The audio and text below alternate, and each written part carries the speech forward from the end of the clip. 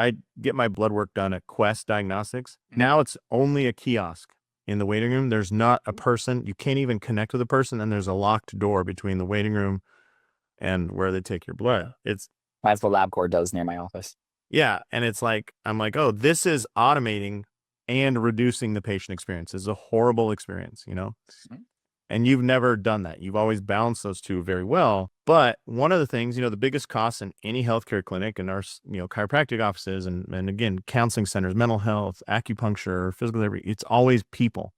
It's people, people. If you were to think to a place where you didn't have all these systems automated, how many more employees do you think you'd need to run this? Because I look at all these automations you have an employee there, like a computer-based employee that's an amazing one, right? It's delivering all these videos at exactly the right time and on the right video, the right visit. What do you think it would take? Probably 2. So probably, in this area, that means it's $80,000, maybe like $40,000 a piece for salary. 1 for the marketing. Okay. And then 2nd, because I use a lot of automations for like my business like analytics and things like that, looking at numbers and stuff like that. Okay. So either, 1 person for marketing and like probably 1 person for like business admin. Yeah, I think that's another way to look at it is the cost savings, again, without a reduction in the service is great because you're never gonna double your profit in a chiropractic practice by buying the off-brand cleaning supplies, right? Like it's just not, there's like very few places to reduce, what you spend other than people.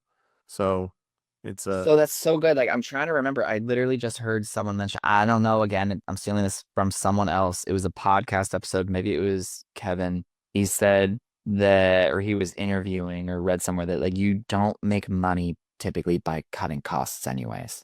Like, sure, you could cut some cost. Yeah, right. If you cut an employee, sure, there's $40,000, right? But every single time that I've had to downsize temporarily due to having to fire someone or something gone wrong that needs to get fixed, anytime that I've temporarily lost an employee, my income crashes. So like you need those people, right? So you can't operate without them. But you're right. Like you're not going to save more than like a couple of bucks, if you're buying in bulk pens or not, or like, for my office, again, it's about experience. So if like I can save money on one end, like, I'm going to buy some like Maison Perrier for my front desk, or for my patient experience out front instead of like generic bottles of water. We got bubblies, we have espresso, not a Keurig, just to upgrade things like that.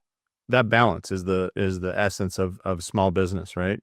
Is providing a great experience and a great product, but you can't do it at the most expensive way. So what are the ways you can do it that really do kind of give you that leverage? I think you've done a great job through automations and whatnot. Thank you. Thanks for tuning in to this episode of Trust Driven Insights, brought to you by Trust Driven Care. Imagine a world where all your patient communication is in one place, seamless, effortless, and on autopilot. That's the power of trust-driven care. If you're ready to streamline your practice, check out trustdrivencare.com and see what's possible. Trust-driven insights, real conversations, smarter care, stronger business.